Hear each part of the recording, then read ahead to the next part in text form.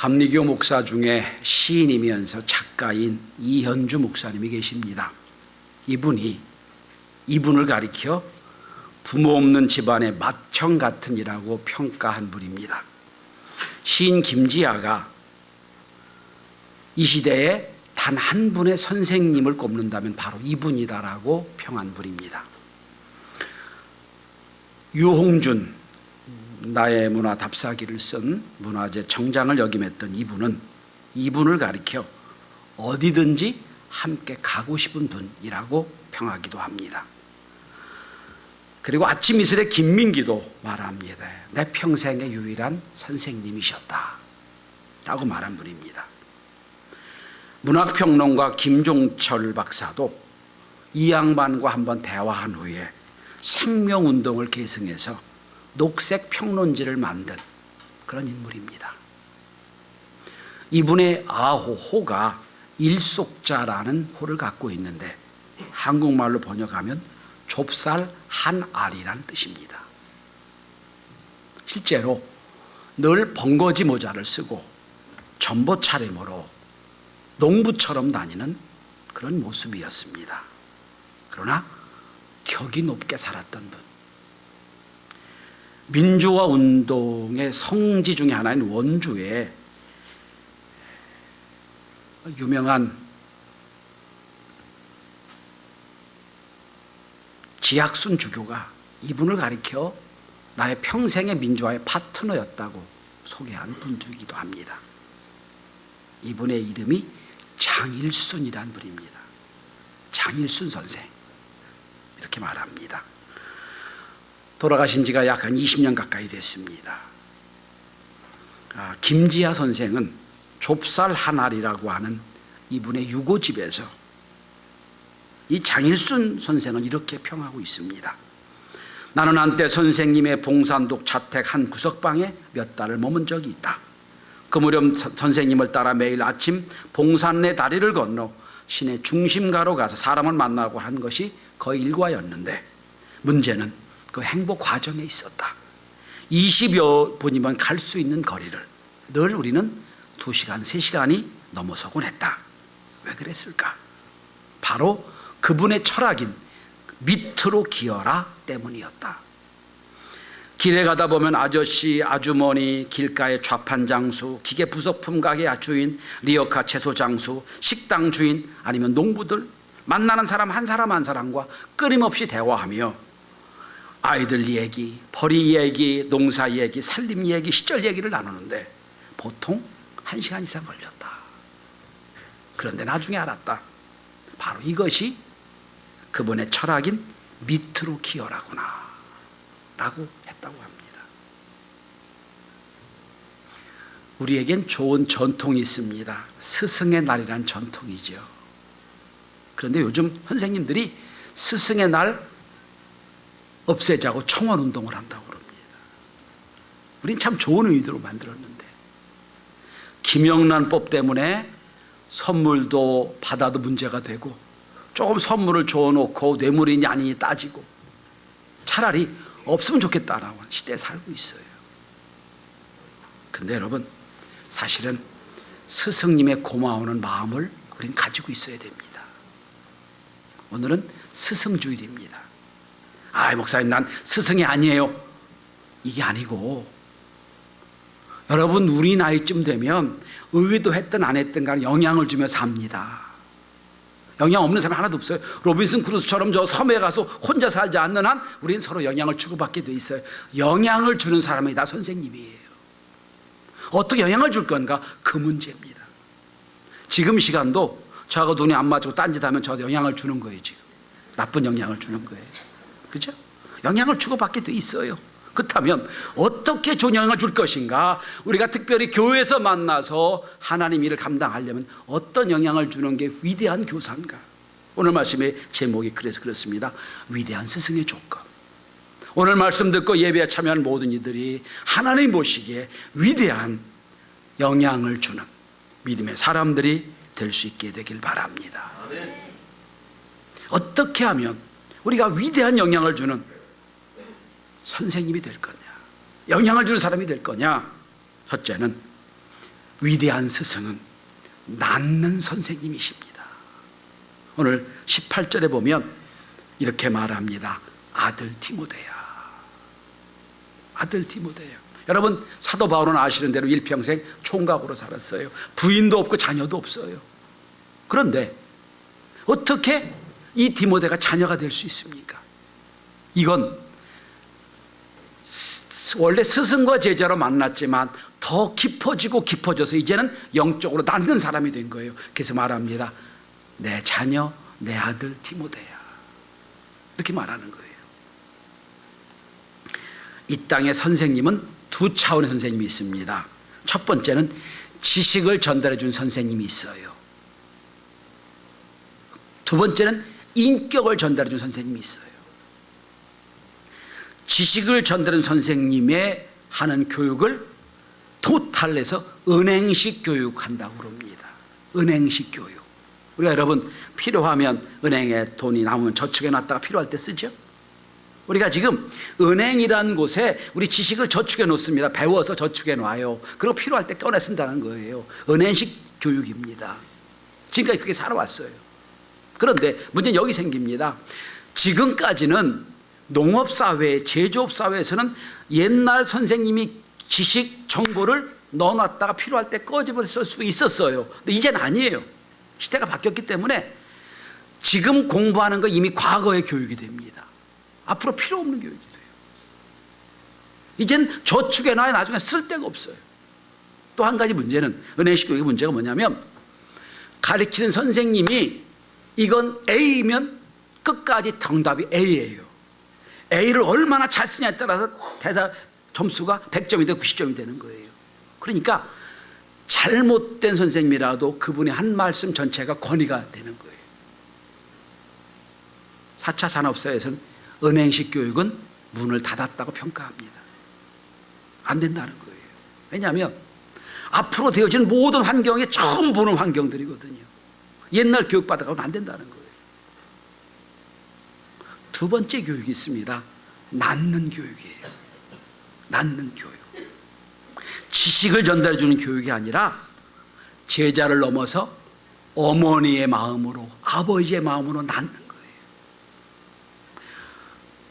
영어에 낳는다라고 했을 때는 영어로 버스라고 합니다. 누구를 낳다. 엄마가 자녀를 낳다 할 때 낳는다는 표현을 써요.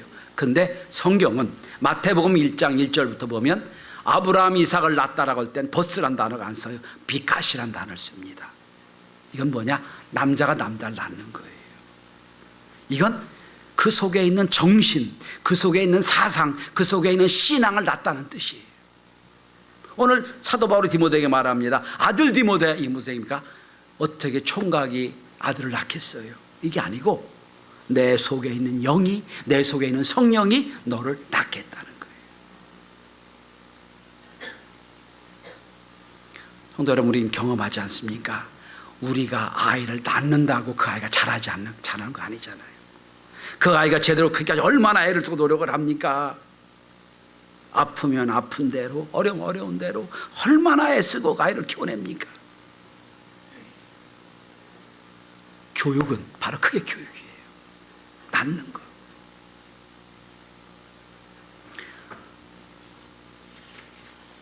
이 차 세계대전의 영웅인 윈스턴 처칠 영국 수상이 아주 인기가 절정이었을 때 런던의 어느 신문사에서 윈스턴 처칠을 유치원부터 시작해서 이제 사관학교까지 모든 학교 과정에 선생님들을 다 소개를 한 적이 있다고 합니다.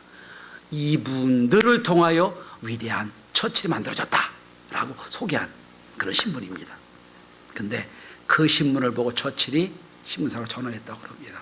맞는 얘기인데 가장 중요한 선생님 한 분이 빠졌습니다.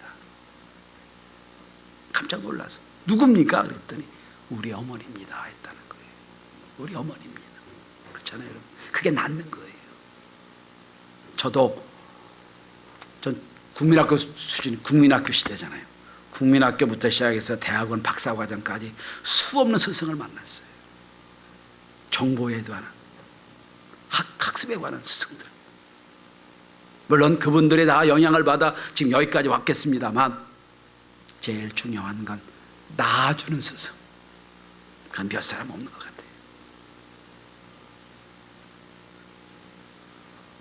함석헌 선생이 평복 오산학교에서 선생님 하실 때 일입니다. 그런 학교에 큰 소동이 벌어졌다고 그럽니다. 몇몇 좀 문제 있는 학생들이 선생님이 너무 타이트하게 교육을 시키니까 폭동을 일으킨 거예요.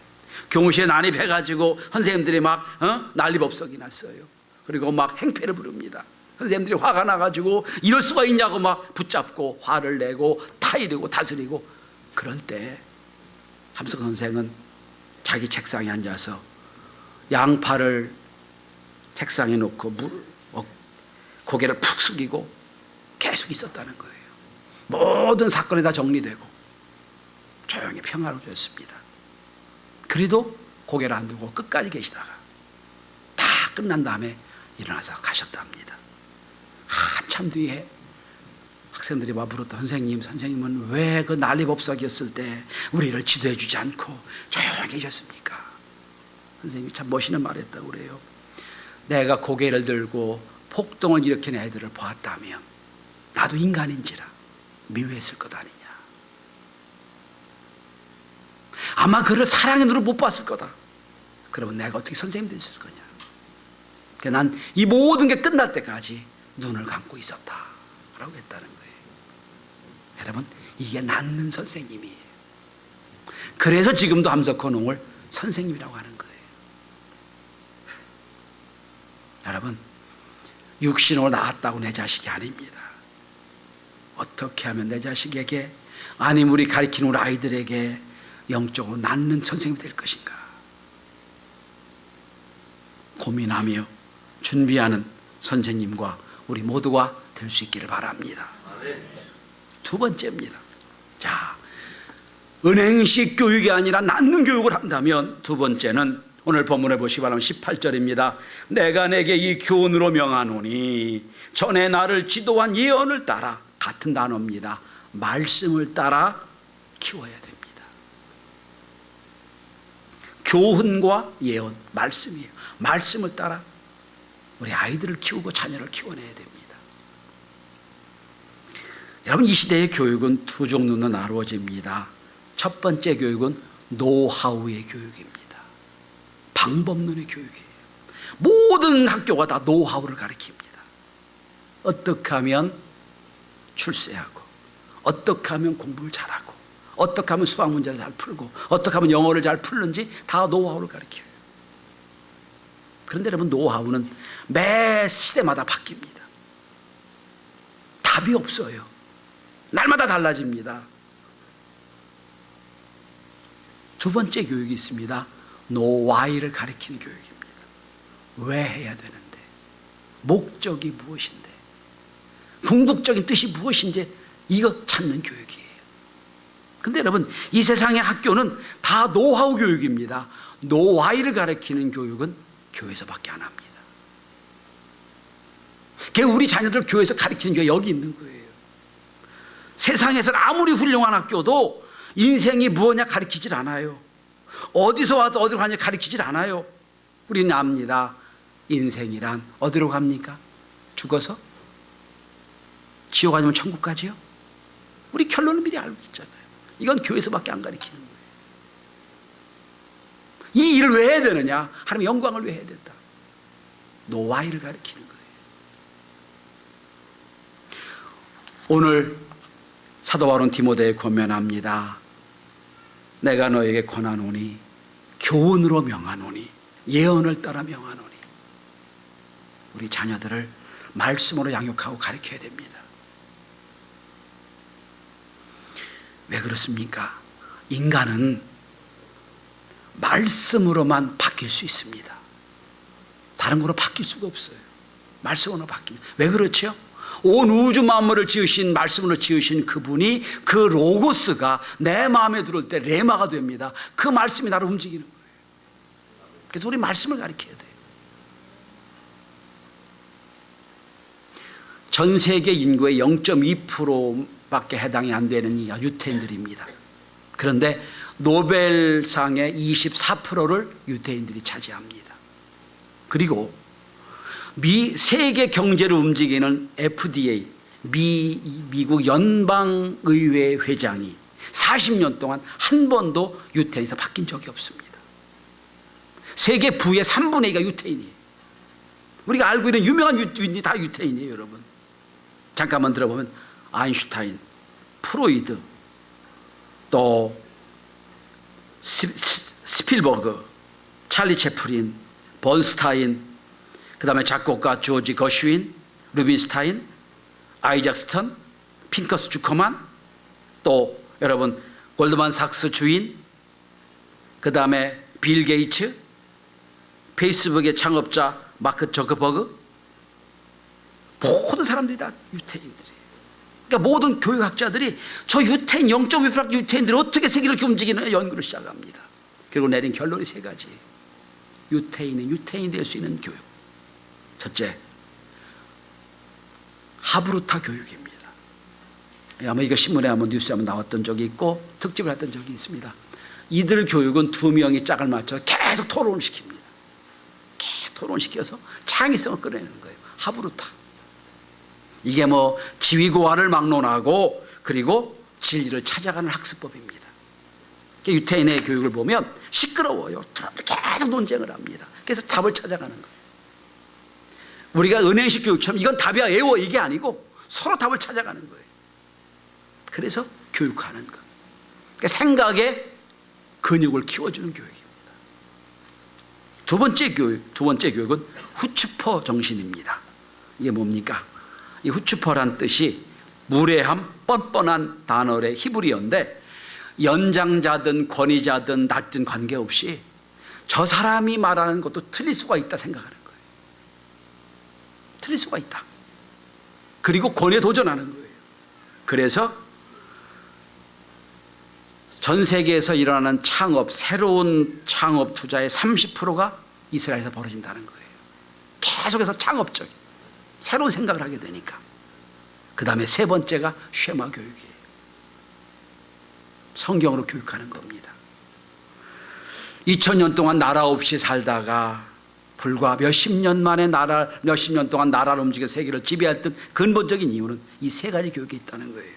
특별히 이 쉐마 교육을 잠깐 소개하면 이렇습니다.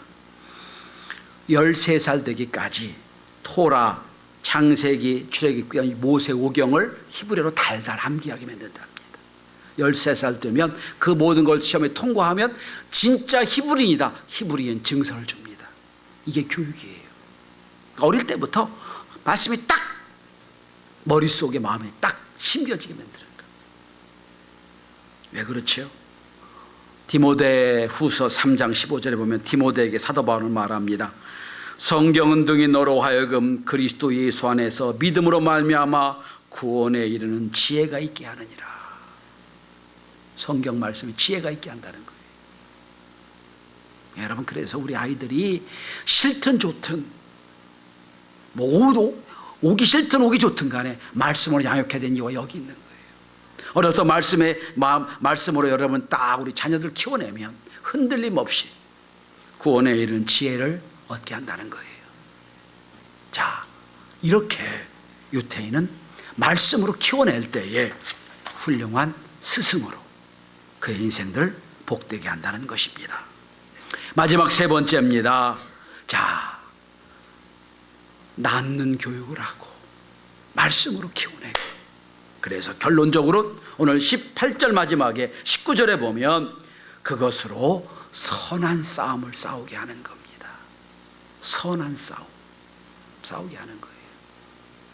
성도 여러분, 신앙은 거룩한 전쟁을 하게 하는 겁니다. 거룩한 싸움을 하는 겁니다. 많은 이 세상의 싸움은 무엇을 먹을까 무엇을 마실까 하는 싸움이에요. 그러나 교회는 그걸 얘기하지 않습니다. 어떻게 살 거냐의 싸움을 하는 거예요. 오늘 사도 바울은 에베소서 6장에서 이런 세상의 싸움을 두 가지로 구별해 놓고 있습니다. 에베소 6장 12절입니다. 우리의 씨름은 혈과 육에 상대하는 것이 아니요 통치자들과 권세자들과 이 세상의 어둠의 주관자들과 하늘에 있는 악의 영을 대함이라 그랬어요. 영적 전쟁한다는 거예요. 근데 여러분, 선생님들 특별히 우리는 지금 지식을 심어주는 전쟁을 하는 게 아니에요. 영적 전쟁을 하고 있는 중입니다. 여러분의 자녀가 오늘 교회 안 나왔습니다. 그러면 영적 전쟁으로 실패한 거예요. 어떤 여러 가지 이유로 통해서 교회에 못 나왔겠지만 사실 영적으로 볼 때는 실패한 거예요. 사도 바울은 낳는 교육을 하고 말씀으로 키워내서 마지막은 이 땅에 선한 싸움을 하도록 만드는 것, 그게 교육의 목적이라고 얘기합니다. 특별히 오늘 다시 한번 본문을 주목해 보시기 바랍니다. 19절입니다. 선한 싸움은 뭐냐? 믿음과 착한 양심을 갖게 하는 겁니다. 믿음과 착한 양심, 이게 선한 싸움이에요. 여러분, 믿음이 뭐예요? 절대적인 겁니다. 하나님은 온 우주 만물의 주인이십니다. 그 하나님의 아들 예수, 이 땅에 예수가 오셔서 나를 구원했습니다. 절대적인 믿음이에요. 이게 믿음이에요. 이 믿음을 가지고, 이 믿음이 절대적인 만큼 이제 그 믿음을 기초로 해서 각양각색의 여러 가지 그 사람의 정황과 경험에 따라 양심이 달라지는 거예요. 선한 양심이라고 그랬어요. 다르게 표현해 볼까요? 나쁜 양심도 있다는 거예요. 나쁜 양심도 있다는 거예요. 선한 양심이 있는 바 나쁜 양심이 있다는 거예요. 그러니까 우리는 절대적인 말씀의 믿음을 기초로 해서 그 말씀을 따라서 삶의 정황에 따라서 양심이 생기는 겁니다. 그래서 얘기합니다. 선한 양심을 갖게 하는 것. 여러분, 오늘 시대 가만히 보세요. 어떻게 사람이 저럴까? 이런 일이 한두 개가 아니잖아요. 사람이 어떻게 저렇게 살까? 이게 양심을 다 버렸기 때문에. 근데 양심을 버려서 뭐 양심을 키우자, 뭐 선한 사람은 되자, 아무래도 소용없는 거예요. 절대적인 기준이 뭐예요? 말씀이, 믿음이 있고 나서 양심이 있는 거예요. 그래서 성경은 말합니다. 믿음과 착한 양심을 가지라. 철학자 임마누엘 칸트는 말합니다. 하늘에는 별이 빛나고 사람의 마음엔 양심의 빛이 빛난다. 또 돌스토이는 말합니다. 양심은 하나님의 음성이다. 자, 믿음이 있어야 양심이 생기는 거예요. 우리 성도들이 믿음의 선한 싸움을 싸울 수 있도록 우리 자녀들에게 믿음을 심어주고 그만큼 선한 양심을 잘 키워내는 은혜가 있게 될 수 있길 바랍니다. 세계적 리더십 학자 중에 로버트 클린턴이라는 분이 계십니다. 노세에서 강의를 안 하시는데 이분이 리더십의 성공 요인을 3가지로 말합니다. 아주 간단합니다. 첫째, 워드, 말씀. 말씀이 있느냐, 기준이에요. 두 번째, 말씀이 있으면 말씀을 통해서 내가 오베디언스, 복종하느냐. 세 번째, 자, 말씀이 나의 기준이 되고 말씀에 내가 복종하느냐, 2가지입니다. 그런데 그 복종을 어떻게 하느냐? 신실함으로 하느냐, 인테그리티, 순전함으로 하느냐. 이게 3가지 요인이라고 얘기합니다. 같은 말씀으로 생각을 해요. 믿음의 선한 싸움을 싸우라. 말씀이 있고 말씀에 순종하고, 그런데 말씀에 순종할 때 순전한 마음으로 순종해서 내가 그렇게 믿음으로 살아내며 나를 따르는 자녀들, 내가 가르치는 아이들이 나를 따라 믿음으로 순전한 길을 걷게 될 것입니다. 전 우리 교회가 모든 성도들이 다 위대한 스승이 되어 낳는 교육에 성공하는 교회가 되어 많은 역사를 이룰 수 있는 놀라운 축복된 모든 성도들이 되시기를 주의 이름으로 축원합니다. 기도합니다.